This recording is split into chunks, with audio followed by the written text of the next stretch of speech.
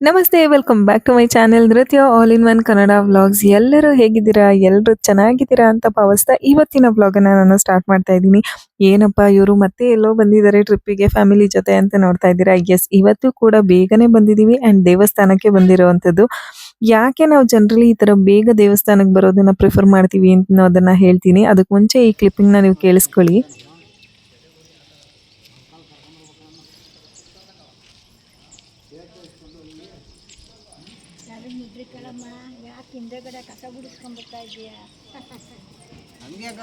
ಬೆಳಗ್ಗೆ ಬೇಗನೆ ದೇವಸ್ಥಾನಕ್ಕೆ ಬರೋದ್ರಿಂದ ತುಂಬಾನೇ ಬೆನಿಫಿಟ್ಸ್ ಇದೆ. ಒಂದು, ಪ್ರಶಾಂತವಾಗಿರುತ್ತೆ, ನೆಮ್ಮದಿಯಾಗಿ ದೇವರ ದರ್ಶನ ಮಾಡ್ಬೋದು. ನೀವು ಆ ಕ್ಲಿಪ್ಪಿಂಗ್ ಅಲ್ಲಿ ಕೇಳಿಸ್ಕೊಂಡಿರ್ಬೋದು. ನಿಮಗೆ ಪಕ್ಷಿಗಳ ಸೌಂಡ್ ಕೂಡ ನಿಮ್ಗೆ ಎಷ್ಟು ಚೆನ್ನಾಗಿ ಕೇಳಿಸ್ತಿದೆ, ಅಷ್ಟು ಪ್ರಶಾಂತವಾಗಿರುತ್ತೆ ದೇವಸ್ಥಾನ.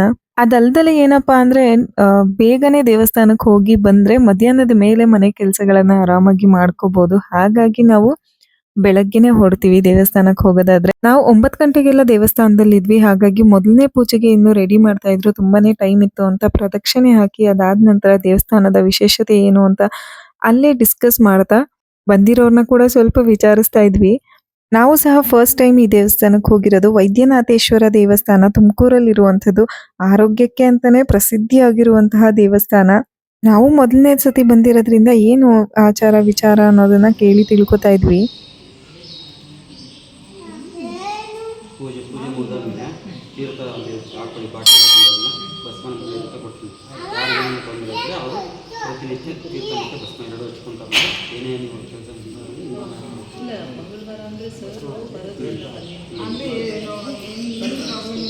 ಮನುಷ್ಯನಿಗೆ ಯಾವುದೇ ಪ್ರಾಬ್ಲಮ್ ಆಗುತ್ತೆ, ಚರ್ಮರೋಗದಿಂದ ಅದು ಒಳಗಡೆ ಈ ಥರ ಏನಾದ್ರು ತೊಂದರೆ ಇದ್ರೂ ತೀರ್ಥ ಭಸ್ಮ ಹಚ್ತಾ ಬಂದು ನಿವಾರಣೆ ಆಗ್ತಾ ಬರ್ತಾ ಇದೆ.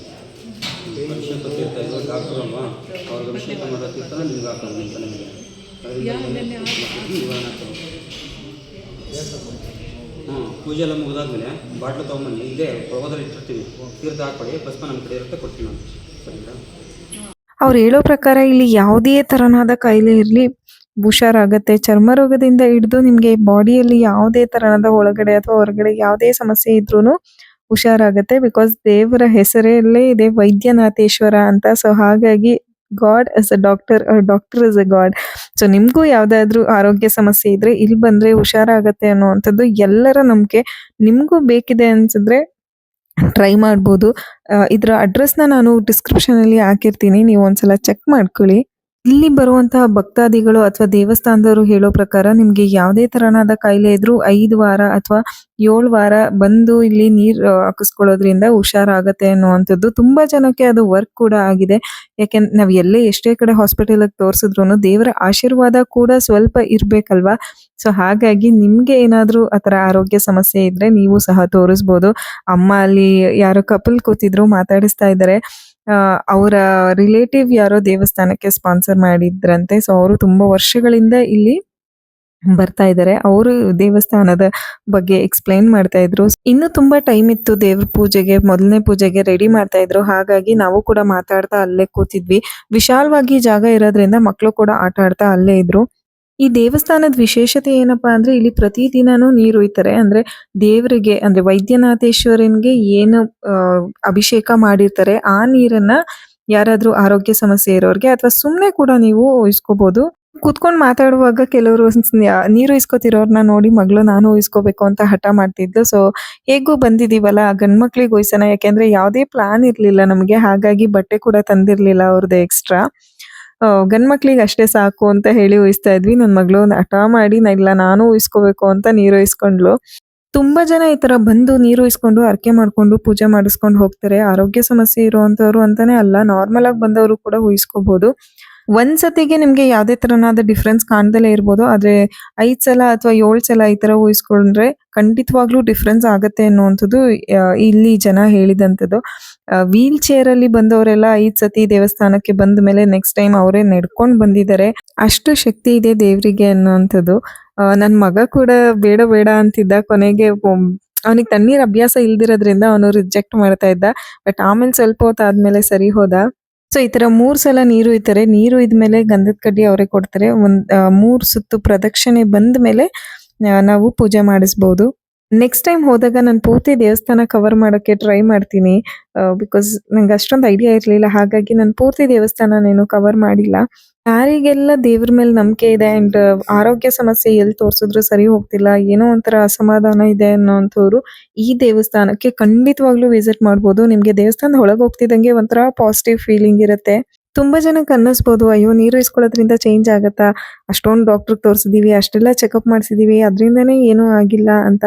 ಗೊತ್ತಿಲ್ಲ, ಯಾವುದೋ ಒಂದು ಕಡೆ ಯಾವುದೋ ಒಂದು ಪಾಸಿಟಿವ್ ಎನರ್ಜಿ ಚೇಂಜ್ ಆದ್ರೂ ಆಗ್ಬೋದು. ಯಾರಿಗೆ ದೇವ್ರ ಮೇಲೆ ನಂಬಿಕೆ ಇದೆ ಅಂಥವ್ರಿಗೆ ಈ ವಿಡಿಯೋ. ನಾವು ಡಾಕ್ಟರ್ ಹತ್ರ ಹೋಗೋದು ಕೂಡ ಒಂದು ನಂಬಿಕೆಯಿಂದ, ಈ ಡಾಕ್ಟರ್ ಹತ್ರ ಹೋದ್ರೆ ಹುಷಾರಾಗತ್ತೆ ಅನ್ನೋಂಥ ನಂಬಿಕೆ ಖಂಡಿತವಾಗ್ಲೂ ಇರುತ್ತೆ. ಫಾರ್ ಎಕ್ಸಾಂಪಲ್, ನೀವು ಮಕ್ಳನ್ನ ತೋರಿಸೋವಾಗ್ಲೇ ಎಷ್ಟೊಂದು ಪೀಡಿಯಾಟ್ರಿಕ್ ಡಾಕ್ಟರ್ಸ್ ಸಿಗ್ತಾರೆ. ಬಟ್ ನಿಮಗೆ ಯಾರೋ ಒಬ್ರು ಪರ್ಟಿಕ್ಯುಲರ್ಲಿ ಇಷ್ಟ ಆಗಿರ್ತಾರೆ. ಅಲ್ಲೋದ್ರೆ ನನ್ನ ಮಗಂಗೆ ಹುಷಾರಾಗತ್ತೆ, ಅಥವಾ ಅಲ್ಲೋದ್ರೆ ನನ್ನ ಮಗಳಿಗೆ ಹುಷಾರಾಗತ್ತೆ ಅನ್ನೋವಂಥದ್ದು ನೀವು ಅದೇ ಡಾಕ್ಟರ್ ಹತ್ರ ಪದೇ ಪದೇ ತೋರಿಸ್ತಿರ್ತೀರ. ಸೊ ಇದು ಹಾಗೆ ಯಾರಿಗೆ ದೇವ್ರ ಮೇಲೆ ನಂಬಿಕೆ ಇದೆ ಅಂಥವರಿಗೆ ಈ ವಿಡಿಯೋ.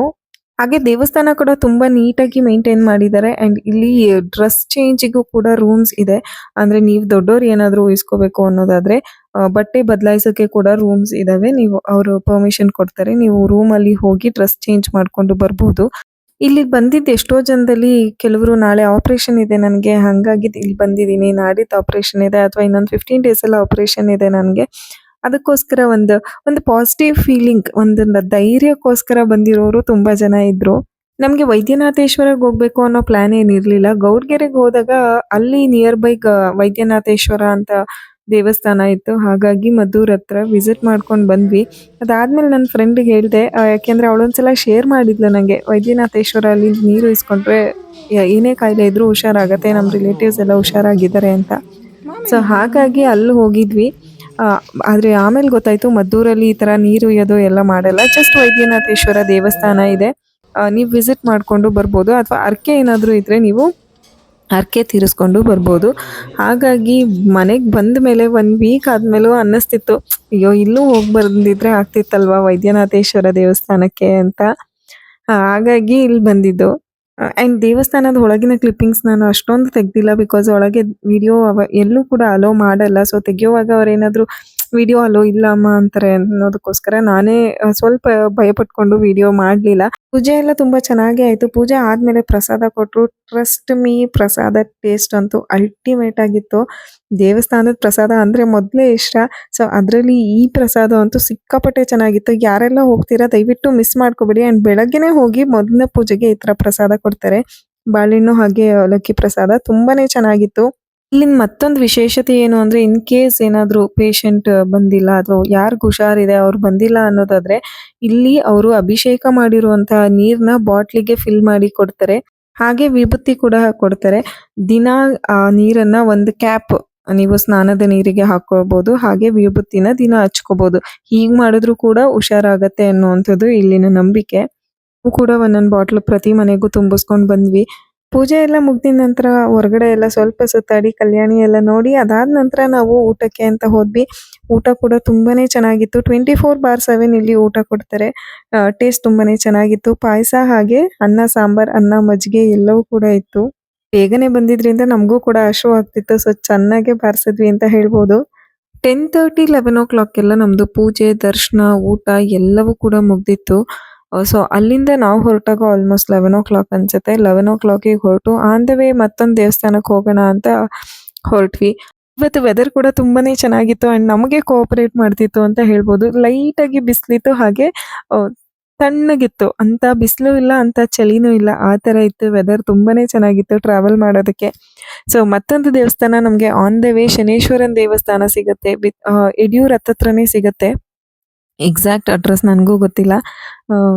ಹೋಗೋಣ ಅಂತ ಹೋದ್ವಿ. ದೇವಸ್ಥಾನ ಮಾತ್ರ ತುಂಬ ಚೆನ್ನಾಗಿ ಕಟ್ಟಿದ್ದಾರೆ. ಬಟ್ ಅನ್ಫಾರ್ಚುನೇಟ್ಲಿ ಅಲ್ಲಿ ಗ್ರ್ಯಾಂಡಾಗಿ ಪೂಜೆ ಏನೂ ಇರಲಿಲ್ಲ. ನಾರ್ಮಲ್ ಈ ಊರೊಳಗಡೆ ದೇವಸ್ಥಾನದಲ್ಲಿ ಪೂಜೆ ಹೇಗಿರುತ್ತೋ ಹಾಗಿತ್ತು. ಸ್ಯಾಟರ್ಡೇ ಮಾತ್ರ ತುಂಬ ಗ್ರ್ಯಾಂಡಾಗಿರುತ್ತೆ ಆ್ಯಂಡ್ ಜನ ತುಂಬ ಇರ್ತಾರೆ ಅಂತ ಹೇಳಿದ್ರು.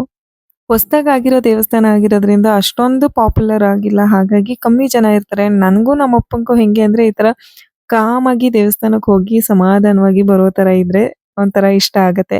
ಈ ತುಂಬ ರಶ್ಶಲ್ಲಿ ತಳ್ಳಾಡ್ಕೊಂಡು ಹೋಗುವಂಥದ್ದು ಈ ಥರ ಇದ್ದರೆ ನನಗೂ ನಮ್ಮ ಅಪ್ಪಂಗೂ ಸ್ವಲ್ಪ ನಾಟ್ ಓಕೆ ಅನ್ನೋ ಥರ.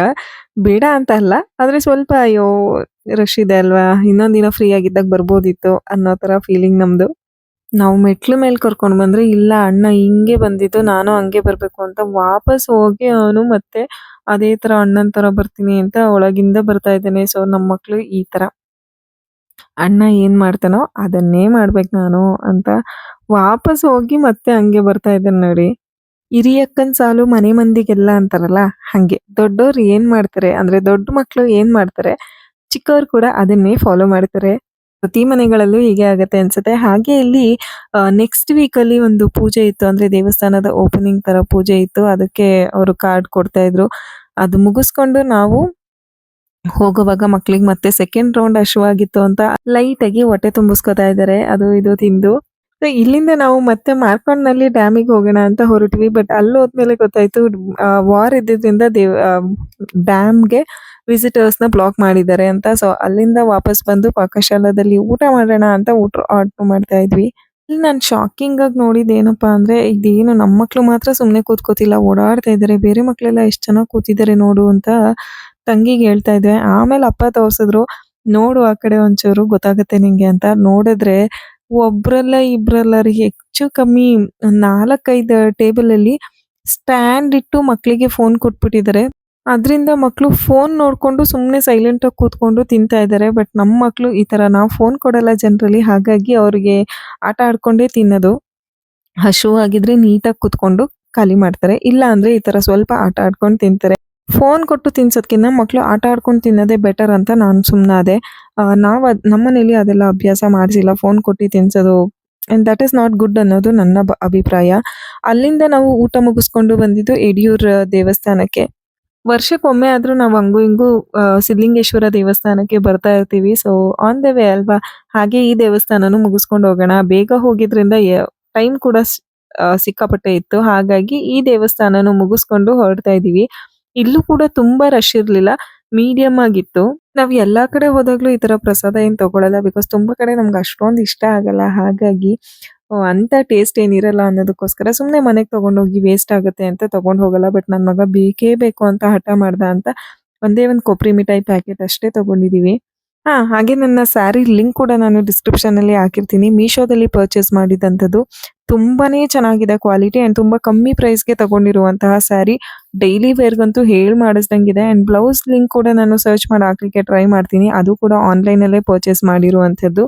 ತುಂಬಾನೇ ಚೆನ್ನಾಗಿದೆ. ನಿಮ್ಗೆ ಯಾರಿಗಾದ್ರೂ ಇಂಟ್ರೆಸ್ಟ್ ಇದ್ರೆ ನೀವು ಕೂಡ ಪರ್ಚೇಸ್ ಮಾಡ್ಬೋದು. ಅಂಡ್ ಕಲರ್ ಆಪ್ಷನ್ಸ್ ಕೂಡ ಇದೆ, ನೀವು ಸೆಲೆಕ್ಟ್ ಮಾಡ್ಕೋಬಹುದು. ಸೊ ಆಚೆ ಹೋಗಿದ ತಕ್ಷಣ ಹಾರ್ಸ್ ಇದೆ ಅಂತ ಗೊತ್ತು, ಹಾಗಾಗಿ ಕಿಶು ಮತ್ತೆ ಲೆಕ್ಕು ಇಬ್ರು ಓಡ್ ಹೋದ್ರು ಹಾರ್ಸ್ ರೈಡ್ ಮಾಡ್ಬೇಕು ಅನ್ನೋದಕ್ಕೋಸ್ಕರ. ಬಟ್ ಸೆಲೆಕ್ಟ್ ಮಾಡುವಾಗ ಸ್ವಲ್ಪ ನೋಡ್ಕೊಂಡು ಸೆಲೆಕ್ಟ್ ಮಾಡ್ಕೊಳ್ಳಿ. ನೋಡಿ ನಾನು ಸೆಲೆಕ್ಟ್ ಮಾಡಿದೆ, ಬಟ್ ಚಿಕ್ಕ ಹುಡುಗ ಬಂದ್ಬಿಟ್ಟ, ಲೈಕ್ ಓಡಿಸ್ಕೊಂಡು ಬರ್ತಾ ಇದ್ದ ಹಾರ್ಸ್ನ. ಏನಾಗುತ್ತೆ ಕೆಲವೊಂದ್ಸಲ ಪ್ರಾಣಿಗಳ ಮನ್ಸು ಹೇಗೆ ಅನ್ನೋದು ನಾವು ಪ್ರಿಡಿಕ್ಟ್ ಆಗಲ್ಲ. ಓಡಿಸ್ಕೊಂಡು ಬಂದಾಗ ಅದು ಇನ್ನೂ ಜೋರಾಗಿ ಓಡಕ್ ಸ್ಟಾರ್ಟ್ ಮಾಡಿದ್ರೆ ಮಕ್ಳಿಗೆ ಹೇಗೆ ಬ್ಯಾಲೆನ್ಸ್ ಮಾಡಬೇಕು ಅನ್ನೋದು ಗೊತ್ತಿರಲ್ಲ. ಸೊ ಹಾಗಾಗಿ ಸ್ವಲ್ಪ ಹುಷಾರಾಗಿರಿ ಅಂತ ಹೇಳ್ತೀನಿ. ಸೊ ಮನೆಗೆ ಬಂದು ಆರಾಮಾಗಿ ಸ್ವಲ್ಪ ಹೊತ್ತು ಆದ್ಮೇಲೆ ಹಲಸಿನಣ್ಣು ಕೊಯ್ತಾ ಕೂತಿದೀವಿ. ನಮ್ಮ ಮನೇಲಂತೂ ನನಗೂ ಮಕ್ಳಿಗೆಲ್ಲ ಹಲಸಿನಣ್ಣು ಅಂದ್ರೆ ಸಿಕ್ಕಾಪಟ್ಟೆ ಇಷ್ಟ. ಎಷ್ಟಿಷ್ಟ ಅಂದ್ರೆ ನಮ್ಗೆ ಊಟ ಇಲ್ದಿದ್ರು ಪರವಾಗಿಲ್ಲ, ಹಲಸಿನಣ್ಣು ತಿನ್ಕೊಂಡಿರ್ತೀವಿ. ಇದೊಂಥರ ಸ್ಟ್ರೆಸ್ ಬಸ್ಟರ್ ನಮ್ಗೆ, ಕಾಫಿ, ಹಲಸಿನಣ್ಣು ಇವೆಲ್ಲ. ಸೊ ಇದಾಗಿತ್ತು ನಮ್ಮ ಇವತ್ತಿನ ವ್ಲಾಗ್. ಈ ವ್ಲಾಗ್ ನಿಮ್ಗೂ ಹೆಲ್ಪ್ ಆಗಿದೆ ಅನ್ಕೋತೀನಿ, ಹಾಗೆ ಇಷ್ಟ ಆಗಿದೆ ಅನ್ಕೋತೀನಿ. ಇಷ್ಟ ಆಗಿದ್ರೆ ಒಂದು ಲೈಕ್ ಮಾಡಿ, ಕಮೆಂಟ್ ಮಾಡಿ, ಹಾಗೆ ಸಬ್ಸ್ಕ್ರೈಬ್ ಮಾಡ್ಕೊಳ್ಳೋದನ್ನ ಮರಿಬೇಡಿ. Thank you so much for your love and support. And ಮತ್ತೆ ಮುಂದಿನ ವ್ಲಾಗ್ ಅಲ್ಲಿ ಸಿಗೋಣ. Thank you so much. See you, take care.